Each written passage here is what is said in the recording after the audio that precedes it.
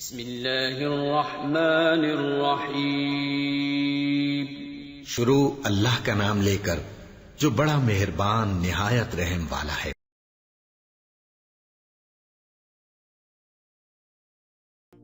اللہ سے جڑنے کے لیے نماز ہے کہ نماز پہلی امتوں کو 2 نمازیں، ہمیں 5۔ پہلی امتوں کی مسجد کوئی نہیں، ہماری مسجد۔ پہلی امتوں کی اذان کوئی نہیں، ہمیں اذان ملی۔ اور اذان اتنا بڑا عمل بنا دیا میرے نبی نے کہ آپ نے فرمایا کہ اذان دینے والا قیامت کے دن سب سے اونچے مقام پر کھڑا ہوگا۔ حضرت علی فرمایا کرتے تھے کاش میں اللہ کے نبی سے حسن حسین کے لیے مسجد نبوی کی اذان مانگ لیتا، یہ حضرت علی فرمایا کرتے تھے۔ اور جنگ قادسیہ میں مؤذن زخمی ہو گیا تو اذان دینے کے شوق میں سردار آپس میں الجھ گئے، کہتا میں دوں گا، کہتا میں دوں گا۔ پھر قرہ اندازی ہوئی جس کا نام نکلا اس نے اذان دی۔ حضرت عمر فرمایا کرتے تھے اگر میں امیر المومنین نہ ہوتا، اگر میں خلیفہ وقت نہ ہوتا تو میں مسجد نبوی کا مؤذن بننا پسند کرتا۔ کسی کو اذان نہیں ملی، ہمیں اذان۔ پہلا مؤذن بلال بنا، پہلے مؤذن اللہ نے بلال کو یہ عزت عطا فرمائی۔ دنیا میں یہ ہے اور آخرت میں یہ ہے کہ میرے نبی نے فرمایا کہ جب جنت میں جانے کا وقت آئے گا نا تو جنت کی میرے لیے سواری لائی جائے گی، میں اس سواری پہ بیٹھوں گا تو اس کی جو وہ رسی ہوگی نا وہ ایسے نیچے گر جائے گی، نیچے گرے گی۔ اس رسی کے یعنی اس کی جو لگام ہوتی ہے نا وہ نیچے گرنے کا مطلب ہے یہ ایسے نیچے گر گئی۔ اب نیچے گرنے کا مطلب ہے کہ اس کی ڈرائیونگ میرے نبی نے نہیں کرنی، کوئی آنے والا ہے، کوئی ڈرائیور آنے والا ہے جو رسی پکڑ کے چلے گا، کوئی کوچ بان آنے والا ہے جو اس کو پکڑ کے چلے گا۔ رسی کا گرنا ایک انڈیکیشن ہے کہ کوئی نصیب والا اب آئے گا۔ جب آپ کی سواری کھڑی ہوگی، رسی نیچے ہے تو اب سب کی گردنیں ایسے ہوں گی، کون؟ سب قیاس کر رہے کون کون کون؟ اللہ کی طرف سے اعلان ہوگا بلال کو بلایا جائے، بلال بلال۔ تو بلال آپ کی سواری کی لگام پکڑیں گے اور آپ نے فرمایا کہ سب سے پہلے میں جنت میں جاؤں گا اور بلال میرے ساتھ ہوگا، میری سواری کی لگام پکڑے ہو جائے گا۔ تو ہمیں اذان ملی، کسی امت کو اذان نہیں ملی۔ ہمیں 5 نمازیں ملی، کسی امت کو نمازیں نہیں۔ 2 نمازیں، ایک فجر کی 2 رکعت، عصر کی 2 رکعت۔ باجماعت نہیں، ان کو اپنی کتاب یاد نہیں، ہمیں قرآن یاد ہے۔ میرے مدرسے میں ایک بچہ اب ماشاءاللہ امریکہ میں وہ پڑھا رہا ہے، اس نے 30 دن میں قرآن یاد کیا۔ صبح یاد کرتا تھا، شام کو تراویح میں سناتا تھا۔ میرے مدرسے کا بچہ ہے، صبح بیٹھ کے مغرب تک پورا ہے سپارہ یاد کر کے اور عشاء کو تراویح میں سنا دیتا تھا۔ اللہ نے ہمیں ایسا قرآن دے دیا کہ 1 مہینے میں بھی یاد ہو جاتا ہے۔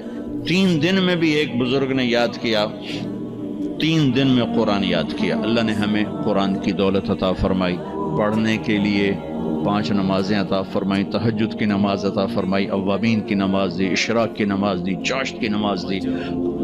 نماز کے کتنے دروازے کھول دی۔ اور میرے نبی کی آخری نصیحت تھی میری امت نماز نہ چھوڑنا، نماز نہ چھوڑنا، نماز نہ چھوڑنا۔ اور اس 14 صدی میں کوئی موقع ہے نماز چھوڑنے کا تو وہ میرے نبی کے نواسے کی کربلا کا ہے کہ جب ظلم بھی انتہا پر تھا اور مظلوم بھی اپنی آخری حدوں پر تھا، اور کائنات نے نہ ایسا ظلم دیکھا، نہ ایسے مظلوم دیکھے، نہ ایسی پاکیزہ ہستیاں دیکھی، نہ ایسے درندے دیکھے۔ تو سورج ڈھلا، نماز کا وقت ہوا ہے تو آپ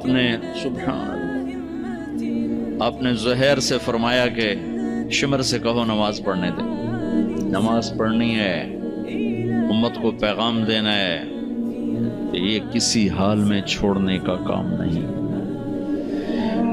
تو انہوں نے آگے بڑھ کے شمر سے کہا نماز پڑھنے دو، انہوں نے کہا نہیں نماز نہیں پڑھنے دیں گے، ہماری تلوار چلے گی۔ انہوں نے واپس آ کر کہا جی وہ کہہ رہے ہیں ہم جنگ نہیں روکیں گے، تلوار چلے گی۔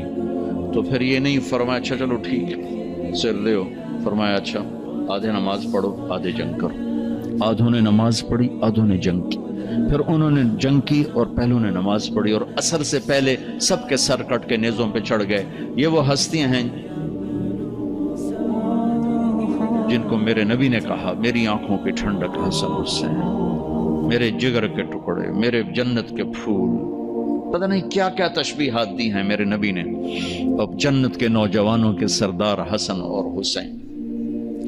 اور پھر نماز نہیں چھوڑی۔ ان کو جنت کی بشارت تو ماں کے دودھ پیتے مل گئی تھی، کربلا کی وجہ سے نہیں ملی سرداری ان کو، وہ تو ان کے سر کا صحرا ہے الگ۔ ان کو سرداری جنت کے ملی ماں کا دودھ پیتے ہوئے کہ جنت کے نوجوانوں کے سردار ہیں حسن اور حسین، نماز نہیں چھوڑی۔ میرے عزیزو، نماز نہیں چھوڑ۔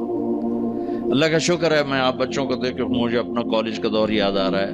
ہمارے دور میں ایک نعیم الدین صاحب گورنمنٹ کالج لاہور میں تبلیغ کا کام کرتے تھے، اور وہ اکیلے ہی نماز پڑھتے تھے، کوئی نمازی نہیں ہوتا تھا، اور کسی لڑکے کی داڑھی نہیں تھی، کسی لڑکی سوا سے ایک نعیم الدین۔ اب ہر کالج میں جائے داڑھیوں والے بچے نظر آتے ہیں، ٹوپیوں والے بچے نظر آتے ہیں، کوئی لڑکی کے سر پہ دوپٹہ نہیں ہوتا تھا، کوئی ایجوکیشن تھی۔ اب لمز جیسی یونیورسٹی میں بھی لڑکیاں پورے برقعے میں ہوتی ہیں، حجاب میں ہوتی ہیں، نقاب میں ہوتی ہیں۔ جہاں برائی کا گراف اوپر گیا تو نیکی کا بھی اوپر گیا، جہاں برائی کا لیول اگر بڑھا ہے تو نیکی کا لیول بھی بڑا ہے۔ اتنا بڑا میری نسل کا مجمع اللہ کی بات سن رہا ہے، یہ اس دور میں کوئی تصور نہیں کر سکتا تھا۔